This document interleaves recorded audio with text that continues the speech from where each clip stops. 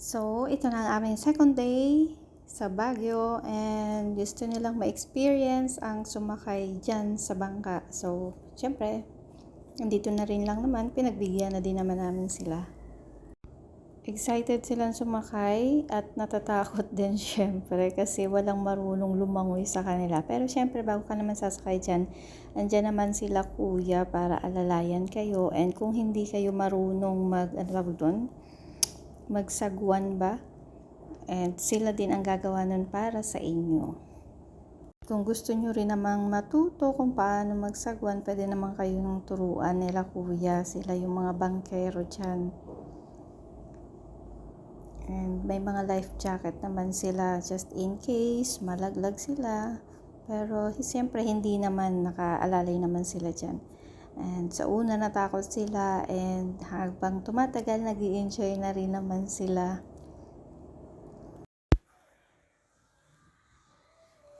Parang nahihirapan pa nga si kuya magsagwan kasi ang bibigat nila. Kuwan pa sila kasi parang hindi daw sila umuusad. Hindi sila makapunta sa gitna.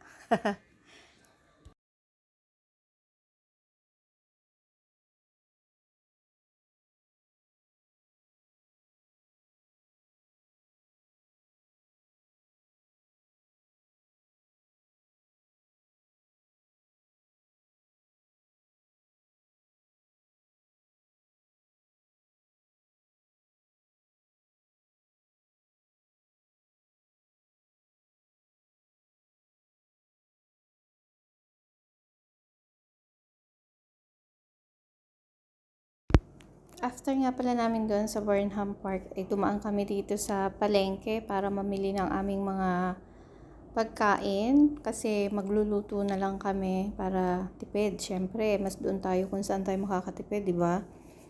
Naghahanap kami ng kung anong pwede naming lutuin kasi mayroon pa kaming 2 days, 3 days kasi kami dito eh. 'Di ba? Mas tipid 'yon kapag magluluto ka na lang kaysa kakain ka sa labas. Ang problema lang, hindi namin alam kung ano lulutuin namin. So ito, napadaan kami dito sa mga gulay. Kaya naisip namin, masarap yata mag-chop suey na lang. Kaya namili na kami ng carrots. At nakikipagtawaran pa rin kami kasi syempre sanay tayong tumawad, di ba, sa mga pamimili. Kaya talaga yung mga nanay kung saan makakatipid hanggat maaari. Hanggat maaari hihingi ka ng discount. Grabe, ang sarap mamili dito guys. Marami kang makikita, marami kang pagpipilian. Busog na busog talaga yung mata mo sa dami mong makikita at madami kang pagpipilian. Halos lahat gusto mong bilhin. Ang hirap nga lang kasi ang bigat, wala kaming taga-bitbit. Isa pa, syempre, budgeted lang yung pera natin. Gagala, pero hindi naman syempre yung sobra-sobra. Ay gumala lang, panamasyal, para lang malibang, maiba naman yung environment, 'di ba? Kailangan din natin yun sa buhay. At the same time, nandun pa rin yung pagtitipid. Kung ano lang yung nakalaang budget para doon, doon lang yun, hindi na dapat sumobra pa. So kaya nga tayo na malengke at hindi na lang tayo kakain sa labas para tipid, 'di ba? Sarap lang mamalengke kapag ganito, mga sariwa yung gulay. Busog na busog talaga yung mata mo at hindi mo alam kung alin ang pipiliin mo sa kanila, alin ang bibilhin mo. Lahat ng gulay, kahit mayroon na silang mga presyo, tinatanong pa rin namin kung magkano kasi gusto namin makahingi pa ng discount. Pag ilang kilo ba bibili namin, magkano, may discount ba, ganon. Kasi yung iba mga naka-plastic na, kaya tagal pa rin kami dito at habang namimili nga kami dyan, ayan, bumuhos ang ulan, biglang umulan. So ayan, nakabili na kami ng ampalaya. Napag-desisyon ampalaya na lang. And ayan, kailangan din namin ng itlog. So dumaan na rin kami, hinanap namin kung nasaan yung itlog. Bukod doon, pang almusal din, egg is life, diba?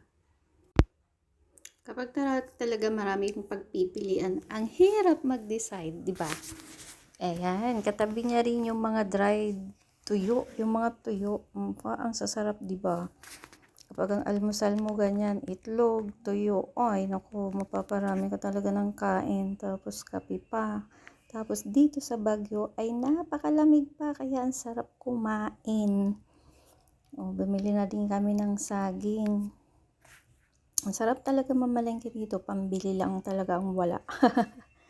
Kung marami kang pambili, ayan, marami kang mabibili, marami kang makikita.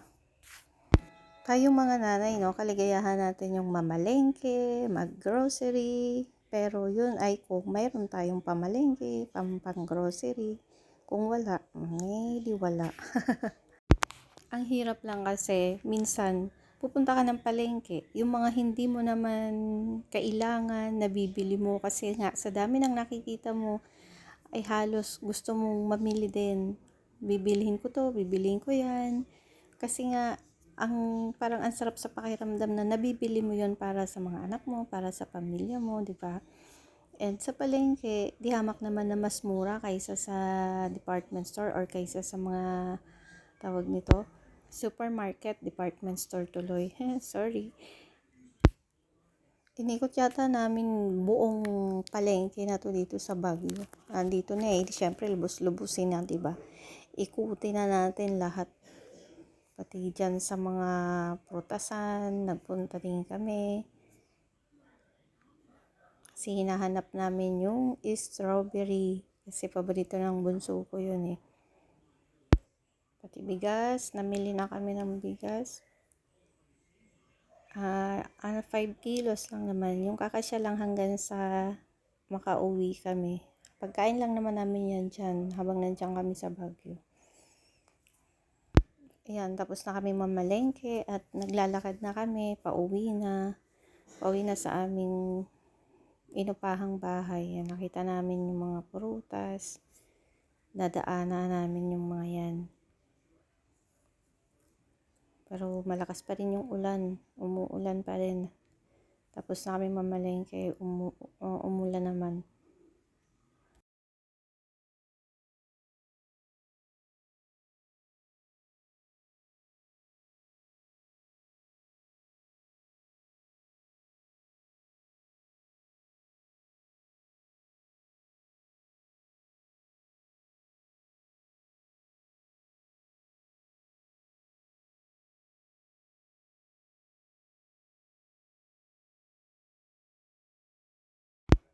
Ito, nakita na namin ang strawberry. Ayan, 300. Ang parang kalahati. Kalahati nga yan.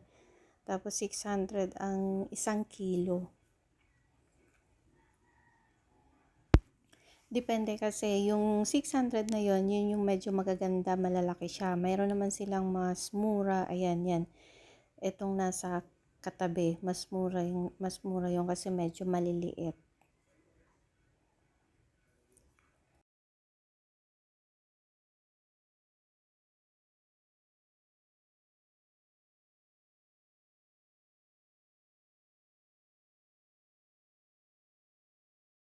Ang bilis ng transition guys. Ayan, nandito na kami sa bahay at gabi na.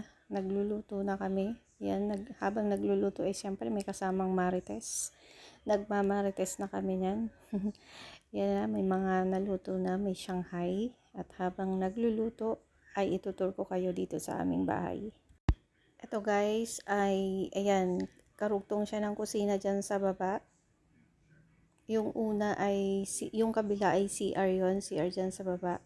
Ayan yung ampalayang binili namin, naluluto na. Yung hipag ko yung nagluluto, ayan siya, hipag ko yan. Pati itlog na pula, and yan yung Shanghai, yung chicken din.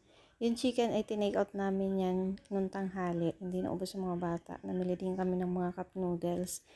Yan ay yung papunta sa taas. May 2 kwarto sa taas.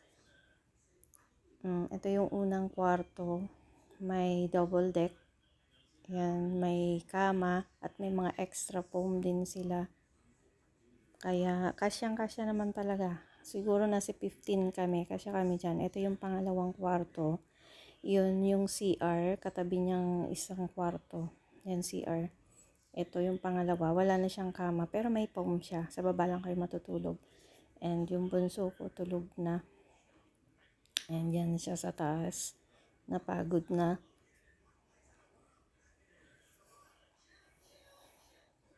Yan, pababa. Dalawa yung kwarto niya sa taas. Dalawa din actually yung CR. Mayroon CR sa taas at mayroong CR sa baba. Yan. Marites is life, diba? Yan lang ang maganda kapag sama-sama kayong pamilya. Hindi talaga kayo maiinip kasi non-stop yung kwentuhan. So that's all. Thank you for watching, guys. God bless.